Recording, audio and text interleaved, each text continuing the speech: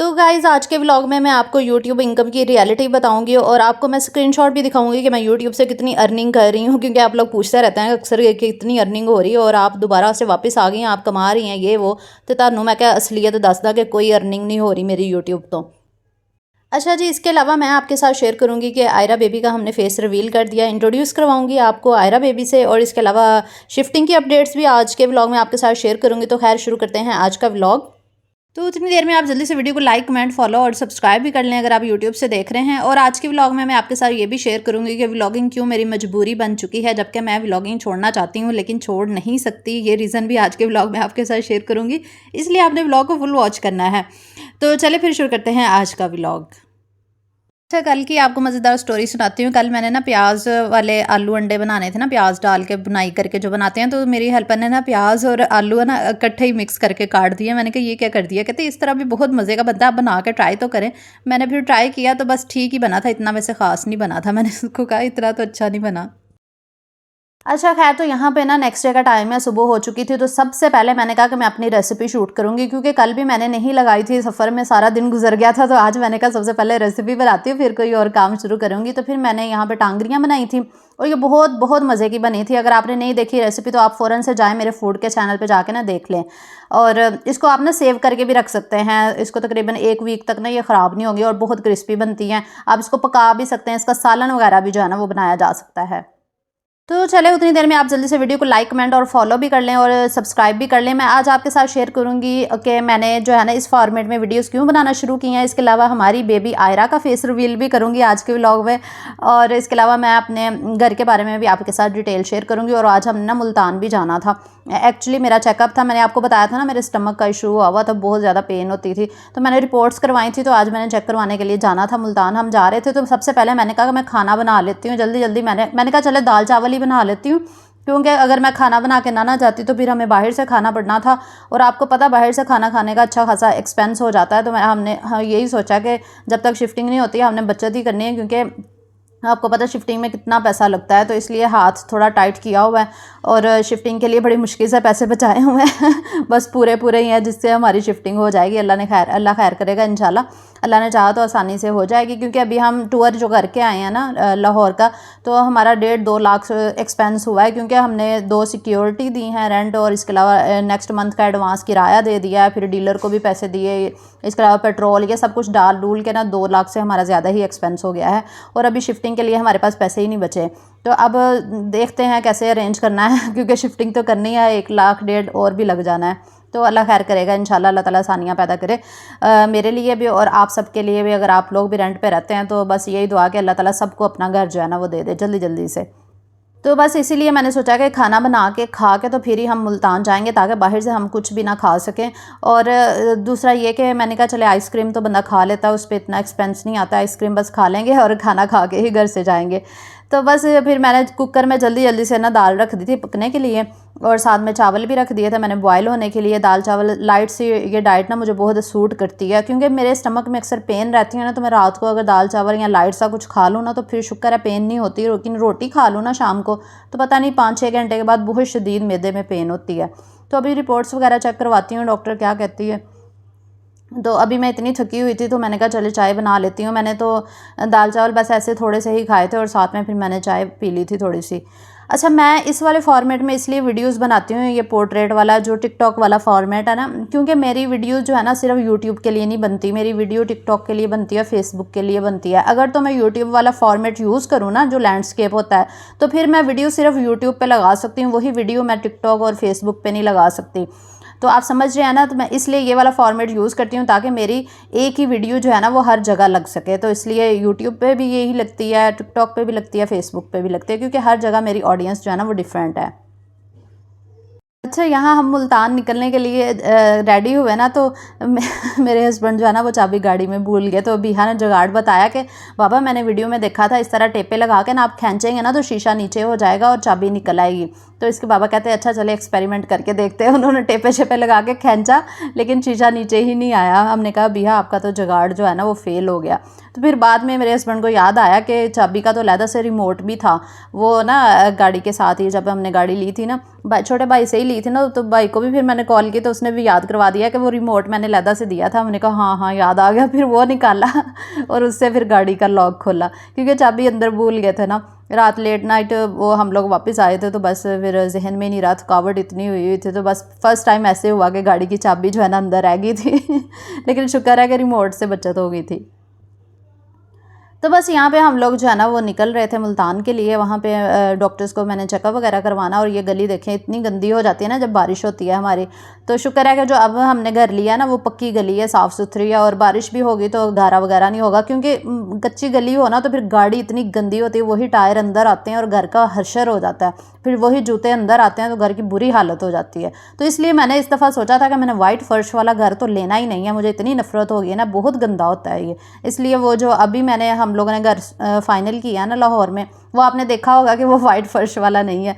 तो मैंने जितने भी वाइट फ़र्श वाले देखे थे ना, मैंने सारे रिजेक्ट किए थे कि मैंने वाइट फ़र्श वाला लेना ही नहीं है, बहुत गंदा होता है ये। लगता तो प्यारा है लेकिन गंदा ही इतना ज़्यादा होता है, हर वक्त सफाई में ही लगे रहो, या फिर एक नौकरानी रख लो जो हर वक्त साफ़ सफाई में ही लगी रहे। तो खैर यहाँ पे हम लोग निकल आए थे, तो और मौसम इतना खूबसूरत हो गया था। आजकल वैसे भी मौसम थोड़ा ना चेंज हुआ हुआ है, अल्लाह का शुक्र है, अल्लाह ताला ने आसानियाँ पैदा की हैं, क्योंकि हमने शिफ्ट भी करना है, तो फिर मौसम अच्छा होगा तो फिर ही हम जो है ना वो शिफ्ट कर पाएंगे। तो बस वहाँ जाके फिर मैंने डॉक्टर को अपनी रिपोर्ट्स वगैरह चेक करवाई थी, तो डॉक्टर कह रही थी कि सब कुछ ठीक है, बस वो ना आपकी HB कम है, यानी कि ब्लड जो है ना वो आपका थोड़ा कम है, तो वो उसके लिए थोड़ी सी आपको ड्राई फ्रूट्स और अच्छी डाइट लेनी चाहिए। मैंने कहा हाँ डाइट तो लेती हूँ, बस आहिस्ता आहिस्ता कह रही थी हो जाएगा। फिर उसने मुझे एक कैप्सूल लिख के दिया था मैदे का, वो लेना है, कह रही थी खाने के बाद भी ले सकते हैं, खाने से पहले भी ले सकते हैं, तो वो लेना अब शुरू करूँगी, देखते हैं क्या होता है।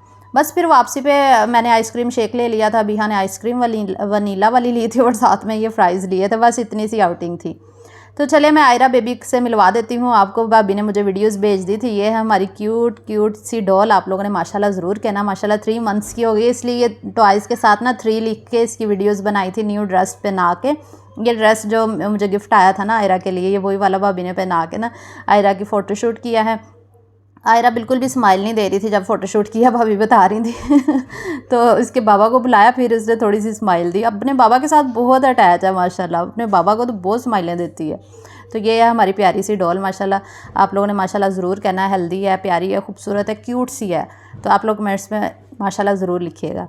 तो आप लोगों के कहने पे मैंने आयरा डॉल से आप लोगों को मिलवा दिया है। ये आयरा का 3 मंथ्स का ना फ़ोटोशूट था जो मैंने आपके साथ शेयर किया है।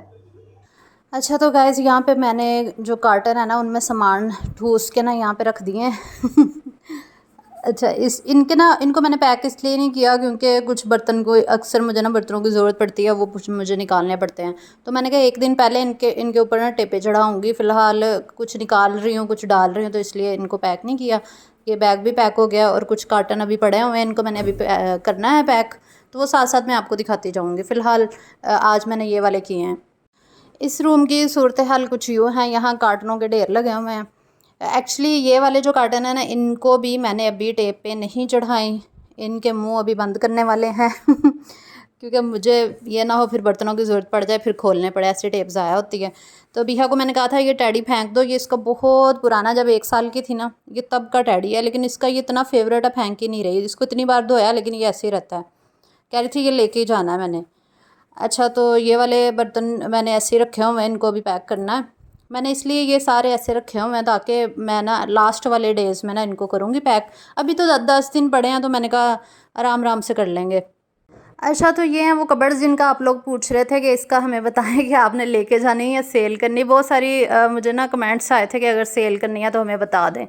एक्चुअली मैंने ना पहले यही प्लान किया हुआ था कि ना इनको सेल कर दूंगी, वैसे 4 इधर पड़ी हैं और 5 मेरे वाले रूम में, आपको पता है वो ड्रेसिंग वाली पड़ी हुई है।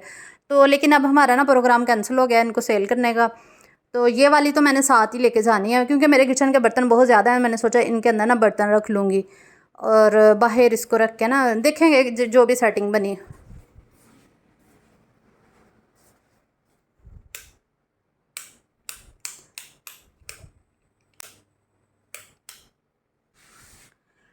और ये मेरे वाले रूम की है, ये भी आपने देखी हुई है, ये 5 का सेट है, इसमें ड्रेसिंग है, शीशा लगा हुआ है और 4 ये इस वाली साइड की हैं।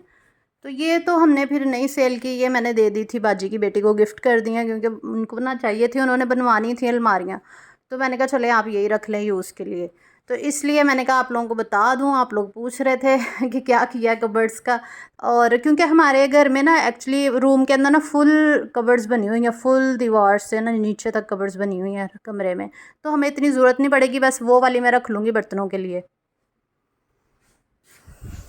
तो अभी शाम का टाइम हो रहा था, तो यहाँ पे ना मैं मिल्क शेक वगैरह बना रही थी। एक्चुअली मैंने ये जो 10 दिन है ना, क्योंकि अभी हमारे पैसे भी नहीं है ना शिफ्टिंग के लिए, तो हमने सोचा कि ये 10 दिन गुजार के ना एंड पे शिफ्ट करेंगे, इस मंथ के एंड पे, क्योंकि अभी मेरी सैलरी भी नहीं आई, मेरे हस्बैंड की भी नहीं आई। तो जो सैलरी आएगी ना वो शिफ्टिंग में ही चली जानी है, और अगला महीना पता नहीं कैसे गुजरना है। कोई नहीं, अल्लाह खैर करेगा। आप लोग दुआ कीजिएगा अल्लाह ताला हमारी लाइफ में जो है ना वो आसानियाँ पैदा करे, क्योंकि मुश्किल में ही ये सब कुछ होता है ना। जो शिफ्टिंग करना कौन सा आसान काम है, जो लोग रेंट पे रहते हैं उनको पता होगा कि ये कोई इतना इजी नहीं है, बहुत ज़्यादा मुश्किल काम है। इसमें पैसे का बहुत ज़्यादा ज़िया होता है, और इसके अलावा आपका सामान इसमें वेस्ट होता है, थकावट अलहदा से, बहुत ज़लालत है शिफ्ट करना। तो बस आप लोग दुआ करें कि हम जिस घर में शिफ्ट हो रहे हैं वो अल्लाह ताला हमारे लिए मुबारक साबित करे कि उस घर से हम अपने ही घर में जाएं। बस आप लोगों ने दुआ करनी है, और उन सब लोगों के लिए भी दुआ करनी है जिनके पास अपने घर नहीं है। अल्लाह पाक सबको सबको अपने घरों से नवाजे, आमीन। और दूसरा मैं आप लोगों को ये भी बता दूं, आप लोग कह रहे थे कि अगर अर्निंग नहीं आ रही तो फिर आप वीडियोस क्यों बना रही हैं। एक तो वजह ये है कि मुझे वाकई अर्निंग नहीं आ रही थी, लेकिन मैं फिर भी वीडियोस इस वजह से बना रही हूँ क्योंकि मुझे ना प्रमोशनल वीडियोस मिलती हैं। तो वो लोग देखते हैं कि आपके चैनल पे वीडियोज़ ही नहीं है, तो फिर वो प्रमोशंस नहीं मिलती। मेरी मजबूरी बन गई है अब व्लॉगिंग करना, मैं छोड़ नहीं सकती, हालाँकि अर्निंग नहीं आ रही फिर भी बना रही हूँ। और एक वजह ये है, मुझे पता है आप लोग कहेंगे कि सेल्फिश है, अर्निंग की वजह से कर रही है। दूसरी वजह ये है कि आप लोगों का प्यार और मोहब्बत भी है, क्योंकि आप लोगों ने जितना अर्सा मैंने छोड़े रखा ना, आप लोगों ने मुझे बहुत मैसेजेस किए, बहुत कमेंट्स किए, आप लोग ने मुझे वापस बुलाया, जिसकी वजह से मैं वापस आई हूँ। अर्निंग वाकई ज़ीरो है इस चैनल की ना, मैं आपको स्क्रीनशॉट भी दिखा सकती हूँ। ये आप देख लें, मेरी $50 बनी है इस मंथ, ये खुद ही आप देख लें। मैंने इसलिए ये स्क्रीनशॉट लगाया ताकि आप लोगों को पता चल जाए कि मैं झूठ नहीं कह रही, क्योंकि आप लोग मानते नहीं है ना।